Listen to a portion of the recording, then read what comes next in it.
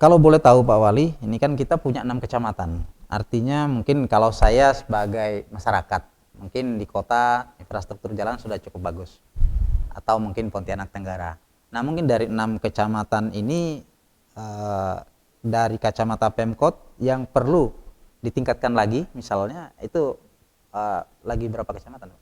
Kalau saya melihat seluruh kecamatan, Seluruh kecamatan, tetapi yang lebih nanti kita fokuskan adalah Kecamatan Pontianak Timur dan Utara. Timur, oke. Ya. Tapi ini kan ada suatu ciri khas yang berbeda di semua kecamatan. Artinya di utara itu lebih ke arah ke pemukiman dan kawasan agropolitan, karena hampir 50% kawasannya lahan gambut gitu ya. Udah itu berbatasan dengan Kabupaten Mempawah. Nah, sungai ini yang menyebabkan adanya semacam pembatas sebenarnya. Akses yang kalau aksesnya banyak, misalnya dari Pontianak Selatan ke timur dan utara atau sebaliknya, ini mungkin jarak yang tadinya terkesan jauh menjadi lebih dekat ya. Betul. Oleh sebab itu kita fokus juga untuk pembangunan duplikasi jembatan Kapos 1.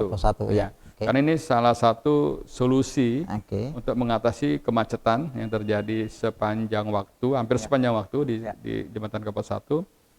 Nah, sekaligus kita ingin menata Jalan Sultan Hamid II. Jadi dari mulai simpang Garuda sampai simpang Situt Mahmud akan kita tata sedemikian rupa. Tahun ini juga kita mulai pembangunan tamannya di Pontianak Utara dan Pontianak Timur. Nah, terus nanti baru jalannya kita geometrik jalannya kita tata sedemikian rupa sehingga kawasan tersebut akan rapi, bersih dan nyaman untuk berlalu lintas. Nah, ini juga program utama prioritas kita. Nah, yang akan kita lakukan untuk menghubungkan kegiatan antara Pontianak Utara tadi ya, Timur, Utara dan Selatan Tenggara ini atau kota. Tapi ke depan kita juga sudah membuat FS untuk jembatan Badan Hadi. Jadi kalau ini bisa terwujud, Utara sama Pontianak kota sudah cuma 5 menit sudah nyampe, di sana, Utara, jadi lebih dekat lagi. Saya rasa itu, apalagi jembatan Kapos 3 nanti ke depan kalau misalnya terhubung juga. Jadi tidak ada lagi sekat antar kecamatan, cuma ada ciri khas memang. Pertama terhadap pemukiman itu sendiri. Kenapa Utara kita prioritaskan untuk kawasan pemukiman yang nyaman, sehat, terus kawasan agrowisata. Di sana juga nanti ada pusat-pusat pariwisata yang akan kita kembangkan. Yaitu seperti Tugu Tulistiwa, ada Bukit Rel, ada Aloe Vera Center, di situ ada kawasan ruang terbuka lainnya. Di sarana olahraga, misalnya lapangan golf itu sudah ada. Terus ada taman-taman lagi. Yang sekarang lagi yang dibangun kan juga di penataan kawasan Paritenas. Itu waterfront juga, yang di samping jembatan Landa. Sehingga semuanya akan nyaman, dan tahun ini juga kita peningkatan jalan Parit Pangeran. Terus ada beberapa ruas jalan yang kita tingkatkan. Memang sebagian besar jalan utama adalah jalan nasional. Jadi di bawah Balai Besar Jalan. Betul. Nah, harapan kita masyarakat juga bisa ikut mendukung, terutama terhadap ketertiban umumnya. Jadi tidak membuat kota ini kumuh dengan membangun ataupun berdagang di Pasum dengan kondisi yang kumuh. Ini juga menyebabkan ketidaknyamanan. Betul. Oke, saya garis bawahi tadi mungkin Pak yang soal jembatan duplikasi jembatan Kapuas 1. Sekarang progresnya kalau nggak salah tanggung jawab pemerintah kota ini di lahan Pak ya? Iya. Ini progresnya sejauh ini seperti apa? Ya, kita sudah melakukan pelelangan untuk pemilihan appraisal. Untuk yang kawasan Pontianak Selatan sudah kita lakukan appraisalnya, yaitu sudah ada sebagian yang kita ganti rugi. Tapi untuk kawasan Pontianak sebagian selatan dan timur, ini penetapan pemenangnya baru. Nanti target kita bulan September sudah bisa ada progres pembayaran. Pembayaran itu paling lama. Karena kita ditarget juga tahun ini harus menyampaikan bahwa lahan tersebut siap kepada pemerintah pusat, dalam hal ini Departemen PU. Nah, nanti Departemen PU-nya akan melakukan pembangunannya seperti di jembatan Kapas, di jembatan Landa duplikasi ya. Artinya sebenarnya ini program-programnya semua ini sedang berjalan. Sedang berjalan. Ya. Artinya dalam kondisi pandemi Covid pun pemerintah kota ini lagi mengusahakan bagaimana pekerjaan ini tuntas. Targetnya sampai akhir tahun atau sampai? Kalau pembebasan lahannya tahun 2020 ini harus selesai. Harus selesai. Saya targetkan di bulan Oktober harus sudah clear. Harus clear. Nah, setelah itu pemerintah pusat tahun 2021 baru membangunnya jalan tersebut. Sebab ada beberapa juga yang akan kita bebaskan lahan itu untuk pengembangan IPAL skala kota juga di sekitar jembatan Kapas 1 tersebut. Oke. Boleh tahu mungkin hambatan terbesarnya itu apa, harga pemilik lahan yang terlalu besar atau? Sampai saat ini belum ada hambatan yang berarti. Ya. Cuma ada sedikit perlu komunikasi dengan warga berkaitan dengan masalah harga. Karena kan kita serahkan kepada appraisal yang ditunjuk. Appraisal juga prosesnya melalui proses lelang. Nah, appraisal ini yang diakui oleh pemerintah dalam hal harga dan negosiasi. Nah, sehingga nanti setelah appraisal bekerja terus menawarkan kepada masyarakat, kalau masyarakatnya, yang paling penting pertama tidak terjadi sengketa lahan. Kalau ada sengketa yang biasanya agak lama kita prosesnya. Tapi kalau itu jelas, misalnya kepemilikannya tidak ada sengketa, saya rasa dalam waktu singkat cepat bisa diselesaikan. Artinya dalam proses ini sebenarnya bukan dalam arti kita mau merugikan lahan masyarakat, tetapi itu berpacu pada mengacu pada aturan ya, kira-kira gitu Pak Wali. Iya, betul. Oke, baik. Tadi juga Pak Wali sudah menyinggung pembangunan istilah normalisasi ya. Normalisasi. Ini di wilayah mana saja? Boleh tahu Pak Wali? Normalisasi saluran ya, maksudnya. Betul, saluran, parit-parit lah. Yang sedang kita bertahap tapi juga adalah Parit Tokaya. Ini sudah kerja. Terutama yang lanjutan dari Jalan Gajah Mada sampai ke Ahmad Yani.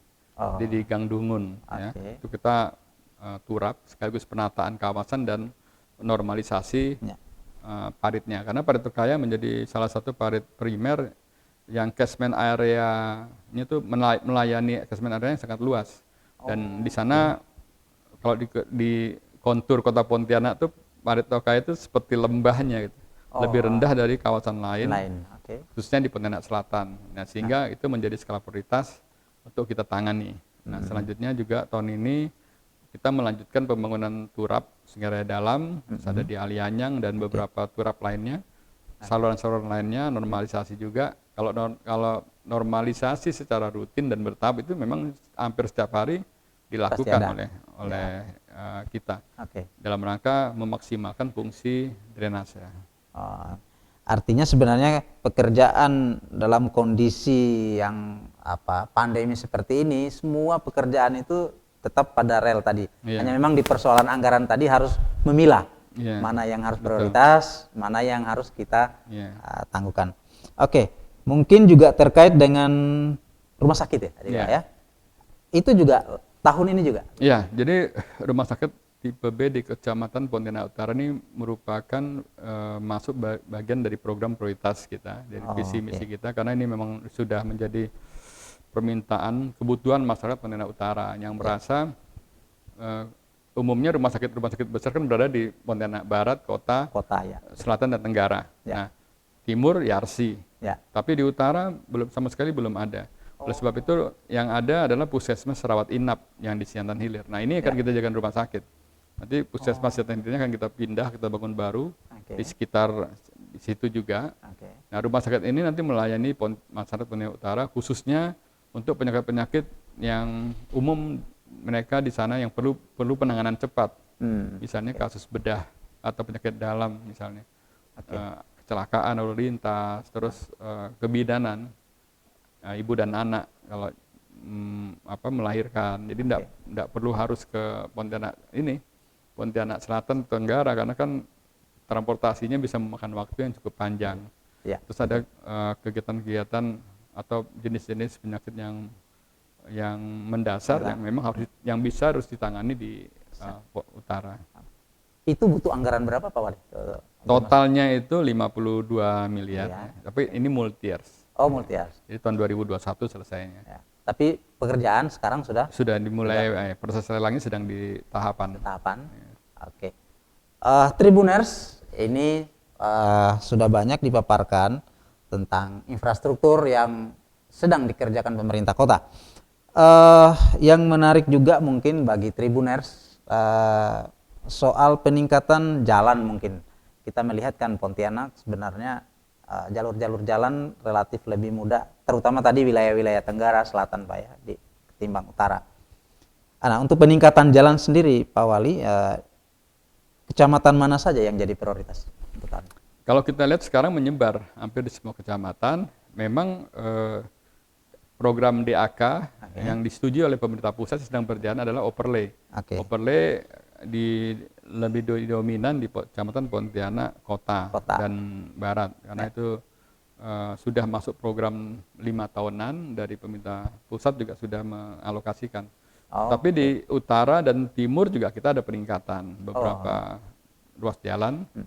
Nah, kalau di timur kan jalannya tidak terlampau banyak ya, terutama didominasi jalan nasional tadi. Seperti Sultanahmet 2 dan Ya Sabran, selebihnya jalan kota. Utara juga demikian, seperti jalan Situt Mahmud dan Katulistiwa itu jalan nasional. Selebihnya jalan kota. Nah, untuk jalan lingkungan ini juga menjadi prioritas. Mungkin tahun ini ada sekitar 700-an ruas jalan yang kita tangani. Berapa tadi Pak? 700-an ruas jalan yang kita tangani. Ya, belum lagi bantuan dari pemerintah provinsi, itu kurang lebih ada 90-an ruas jalan. Sehingga total jalan lingkungan yang 5.400 ini sekota Pontianak, kita secara bertahap sudah tinggal tidak banyak lagi yang rusak parah, ya, tapi akan kita lanjutkan di tahun 2021. Nah, ini menyebar di 6 kecamatan. Jadi ada yang pembangunan baru dengan beton ataupun yang overlay. Karena pengaspalan artinya, karena jalannya sudah rusak dan lain sebagainya. Termasuk drainase tersier. Itu juga bagian dari program infrastruktur. Nah, di era pandemi ini kita melihat pembangunan belanja modal, dalam hal ini infrastruktur. Ini juga salah satu untuk pemulihan ekonomi. Karena pertama di sana selain menyerap tenaga kerja, roda perekonomian dengan belanja barang dan jasanya, artinya material, yang lain-lain ini juga bergerak, terus ada tenaga kerja sehingga akses juga bagi masyarakat semakin lebih mudah ya untuk beraktivitas. Nah, pasti ini akan berdampak terhadap kenyamanan dan optimisme warga untuk ekonomi bergerak, ekonomi berjalan. Ya. Kuncinya tetap taat sama COVID-19 ini. Kita tidak boleh abai ya, Pak Wali. Baik Tribuners, tadi jalan lingkungan ini berarti gang-gang yang masuk itu ya Pak Wali ya, berarti ya. Ini pengerjaannya kita swadaya atau bukan? Sementara pihak ketiga. Pihak ketiga. Pihak ketiga, karena secara umum kita mengejar kualitas, terutama dari sisi konstruksinya. Seperti beton kita berharap menggunakan basing plan. Terus kalau aspal menggunakan produk AMP, jadi tidak model kayak goreng-goreng gitu lagi. Sehingga kualitasnya bisa dipertanggungjawabkan. Artinya dari 700 ruas jalan tadi memang masih dikerjakan oleh pihak ketiga. Belum ada swadaya, kira-kira gitu Pak Wali. Tribuners, mungkin kita akan menggali lebih jauh lagi. Ini salah satu soal taman-taman sepeda ini Pak Wali, saya kembali lagi tadi. Ini hanya satu titik atau ada beberapa titik Pak Wali ini Taman? Ini ada satu titik di Taman Anggrek ya, depan auditorium itu. Kan trotoarnya sudah kita tata rapi, ini kita lanjutkan lagi sampai ke bundaran di Tugu Digulis tersebut. Setelah itu tamannya kita buat plaza yang sudah ada ini kita rapikan supaya berfungsi lebih maksimal. Jadi tidak hanya seperti yang kondisi sekarang, kalau hujan becek, ya, kalau panas berdebu, tapi kita akan tata sedemikian rupa dengan konsep-konsep penataan taman. Terus nanti yang sebelah arah baratnya kita akan tata menjadi sebagian dari taman sepeda. Nanti di situ kita akan sudah saya arahkan untuk membangun semacam sculpture ataupun monumen yang sederhana bagi pembalap-pembalap kalbar yang berprestasi baik di tingkat nasional maupun internasional. Ada beberapa kalbar yang sudah kita inventarisasi supaya generasi kita atau warga kota bangga, ada rasa bangga bahwa ini loh Pontianak ternyata Pontianak Kalbar ternyata ada atlet yang berprestasi ya. berprestasi di Ya. nasional bahkan internasional. Jadi Oke. kita buatkan tempatnya sebagai bentuk penghargaan kota. Yang kedua, tamannya itu sendiri, jadi masyarakat bisa sebagai titik poin berkumpul maupun finish untuk para goerser, para penggemar olahraga sepeda di situ, di taman itu. Oh. Nah, sehingga nanti siap ada kegiatan, taman itu bisa digunakan untuk selain santai, rekreasi, ataupun melihat bermain sepeda, atau sebagai titik kumpul di setiap kegiatan-kegiatan acara yang dilakukan oleh masyarakat juga. Itu boleh tahu luasnya berapa hektar? Itu kurang lebih ada 2 hektar ya. 2 hektar totalnya, ya. ya. Dan itu aset kita Pemkot. Asetnya aset Untan, Oh, tapi kita aset sudah Untan. mendapatkan izin Oh, seperti jogging track kan. Nah, kita yang membangun supaya rapi. Oke. Baik Tribuners, nah ini tadi Pak Wali sudah memaparkan, tadi siap-siap saja para pecinta sepeda. Nanti ini targetnya tahun ini Pak Wali? Tahun ini. Tahun ini. Ya. Nah, itu tahun ini akan ada satu taman lagi ya. Oke. Ini juga kita tahu Pontianak juga ini punya potensi wisata air cukup bagus dan kita lihat kan di waterfront juga itu sudah masyarakat sudah menikmati sebenarnya. Nah ini bagaimana ke depan? Ya, memang target kita waterfront ini sampai 2023 ya bisa kita selesaikan. Ya. Ini bagian dari pembangunan kota baru Kota Pontianak yang digagas oleh Bappenas ya, dari tahun 2014. Nah, dengan program pembangunan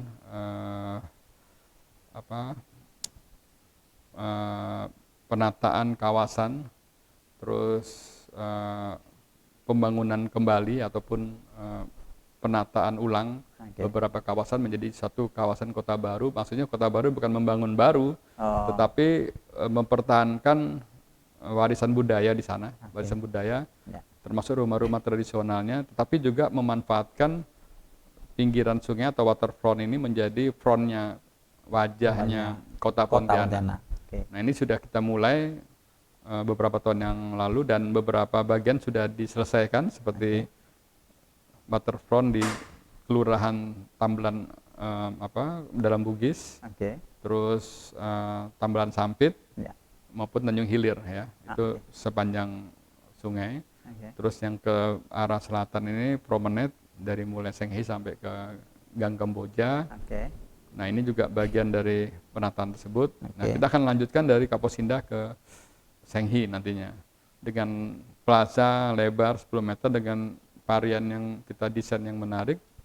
Nah, ini harapan kita dengan waterfront pertama adalah penataan kualitas infrastruktur di sekitar waterfront. Yang kedua akan banyak pengunjung seperti di promenade, dan ini juga akan berdampak kepada aktivitas masyarakat dalam hal perekonomian, berusaha. Jadi jiwa entrepreneur masyarakat tumbuh. Nah, walaupun kita melihat kondisi sekarang ini masih sebagian besar sederhana, tapi ini kita akan terus lakukan penyempurnaan dengan pembinaan para pedagang tersebut untuk tetap menjaga kebersihan, terutama ketertiban dan higienis dari apa yang dijual, terutama kuliner. Nah, sehingga pengunjung itu dari kalangan manapun akan merasakan kenyamanan apabila berekreasi maupun beraktivitas di waterfront. Pedagang juga akan mendapatkan dampak ekonomi. Harapan kita warga di sekeliling akan juga tumbuh, akan berdampak. Dan buktinya kalau kita perhatikan terutama yang di promenade ini sejak sebelum COVID, setelah COVID juga mereka sangat antusias. Sudah terlihat di sudah lapangan terlihat ya, Pak aktivitasnya. Tapi yang paling memang berat tantangan kita adalah masalah kedisiplinan dan ketertiban. Kedisiplinan contohnya masih ada warga yang tidak menggunakan masker, masih berkelompok di era pandemi ini. Jadi kita terus tanpa bosan-bosannya selalu menghimbau dan bahkan kita lakukan tindakan apabila tidak pakai masker dilarang masuk, dan mereka kita wajibkan untuk menggunakan masker. Nah, ini kita terus lakukan. Tribuners, nah ini sudah lengkap pemaparan dari Pak Wali, infrastruktur mana saja, kecamatan mana saja yang akan menjadi yang akan dikerjakan tahun ini, baik melalui yang dikerjakan tahun ini sampai dengan multi-years tadi, Pak ya. Oke, baik Tribuners. Nah, kita juga ingin tahu sebenarnya Pak Wali soal kebijakan tadi, soal kedisiplinan masyarakat ini. Memang ini berat. Kenapa? Karena ini menyangkut person, menyangkut manusia. Artinya melihat di lapangan, mungkin bukan hanya dari pemerintah kota, kami pun sebagai media menyaksikan masyarakat kita yang abai menggunakan masker atau masih tidak menjaga jarak. Nah, ini kemudian langkah yang akan dilakukan pemerintah. Langkah tegas mungkin atau apa? Kemarin ada pernyataan dari Kapolres akan segera razia, kalau tidak bermasker mungkin akan ya seperti biasa diambil tindakan. Nah, ini mungkin ada kebijakan khusus dari pemerintah kota nanti. Ya, pertama yang ingin saya sampaikan kepada warga Kota Pontianak bahwa COVID-19 atau virus corona ini ada. Ya. Okay. Di negeri kita nih, khususnya Kota Pontianak. Ya. Dan sekarang pun ada hasil laboratorium itu yang terkonfirmasi juga ada. Ya. Totalnya sudah 138 orang. Jadi sekarang masih ada 7 yang kita isolasi, kita rawat. Ya. Artinya untuk hampir 700.000 warga kota ini harus tetap waspada terhadap COVID ini, penularan COVID ini. Artinya sementara ini kebanyakan yang terkonfirmasi itu orang tanpa gejala, itu tidak ada gejala-gejala kalau mereka ini sakit. Tapi setelah kita swab di lab positif gitu. Nah, positif ini harus diisolasi supaya tidak menularkan kepada orang lain yang nantinya orang lain ini kalau misalnya dia mempunyai penyakit bawaan itu bisa sampai meninggal misalnya. Dan harus diopname dan lain sebagainya. Ini yang harus kita jaga sehingga pengendalian COVID-19 di Kota Pontianak harus kita lakukan. Nah, pemerintah kita terus tidak bosan-bosannya mengingatkan kepada warga. Ya, kunci daripada memutus mata rantai COVID ini adalah dengan menjaga jarak, menggunakan masker, cuci tangan, dan berupaya untuk tidak lama-lama berkumpul. Karena kita tidak tahu kita, mereka, atau siapa sudah terkonfirmasi. Tetapi kalau kita sudah menerapkan taat terhadap protokol kesehatan, insya Allah virus ini bisa semakin landai dan bahkan bisa zero seperti beberapa waktu yang lalu. Nah, sehingga memang ini adalah tantangan yang berat, yang sulit dikala masyarakat ingin kembali ke kehidupan normal. Terutama warung-warung kopi. Ya, mereka bisa berjam-jam di warung kopi, terus di situ juga mereka bisa santai, berlama-lama. Apa yang dicari karena memang itu sudah menjadi kebiasaan dan karena yang ingin didapatkan adalah wifi untuk mereka beraktivitas. Jadi sehingga disitulah tempat titik poin kumpul warga, terutama generasi muda. Nah, kita terus menghimbau sementara ini tim gugus tugas untuk mereka wajib menggunakan masker sehingga razia Pol PP bersama Kapolresta dan Dandim selalu mengingatkan dan terus mengingatkan. Nah, bahkan kita razia langsung dengan kita swab. Jadi yang tidak pakai masker kita swab. Seperti di pasar Flamboyan beberapa waktu yang lalu, beberapa warung kopi, dan justru hasilnya ini sangat tidak nyaman. Ada yang terkonfirmasi positif di warung kopi. Ya. Kita kan tidak mau klaster warung kopi ini lebih banyak lagi. Dan perlu diketahui bahwa yang datang ke warung-warung kopi memang dari warga yang KTP-nya bukan KTP Pontianak. Ada yang dari Kuburaya, dari Mempawah, dan kota kabupaten lainnya. Nah, mereka berada di kota untuk tadi bermacam-macam aktivitas. Ya, artinya kan kemarin memang sudah ada temuan ya Pak Wali. Nah, terus nanti ada langkah-langkah ke depan mungkin terutama untuk mungkin bukan hanya pemilik warkop tapi juga mungkin rumah-rumah makan atau seperti apa. Dengan ini kan kita butuh mungkin semacam masyarakat kita ini kan kalau kita tidak tegas juga dianggap sudah normal. Mestinya kan kita tegas. Mungkin dengan langkah swab tadi mungkin bisa jadi shock terapi juga kan. Swab itu enggak istilahnya ya agak takut-takut juga Pak. Oke. Baik Tribuners, ini perbincangan sudah semakin seru. Saya kira ini sudah semakin lengkap tetapi mungkin belum lengkap kalau kita belum mendengarkan himbauan atau kalimat penutup dari Pak Wali, bagaimana masyarakat kita agar beraktivitas normal tapi dengan protokol kesehatan, tapi di sisi lain pembangunan terus berjalan. Nah, mungkin sebelum kita akhiri, kami minta kalimat penutup dari Pak Wali. Ya, jadi di era pandemi setelah adanya pembatasan di awal bulan Maret sampai akhir bulan Juli, kita harus beraktivitas produktif ya, sesuai anjuran dari pemerintah pusat maupun pemerintah provinsi, bagaimana kita hidup dengan adaptasi kehidupan baru, new normal, dengan segala aktivitas sehingga semua harus berjalan, tetapi kita taat terhadap protokol kesehatan. Oleh sebab itu, saya mengimbau kepada warga kota khususnya untuk tetap waspada, ya, tidak lupa atau disiplin dan ngikuti dengan menahan diri dan bersabar, karena ada saatnya nanti COVID ini akan berlalu dari kota Pontianak dan kita akan normal kembali. Tapi untuk saat ini, untuk kita bisa mengendalikan penularan COVID ini tetap harus bersabar dan menahan diri, sehingga secara bertahap tidak sekaligus perekonomian kita akan pulih kembali seperti sebelum COVID, dan percayalah pemerintah Kota Pontianak akan berusaha untuk memberikan pelayanan terbaik ya kepada warga kota dengan pembangunan infrastruktur, dengan pendidikan dan kesehatan yang baik, dan kita harus berkolaborasi bersama. Nah, untuk percepatan tersebut tentu tanpa dukungan masyarakat kita akan sulit untuk mencapai target-target yang sudah kita tetapkan di dalam RPJMD maupun program-program kota ke depan. Oke, Tribuners, tadi sudah cukup jelas bagaimana Bapak Wali Kota kita, Bapak Edi Kamtono, memaparkan pembangunan infrastruktur di Kota Pontianak.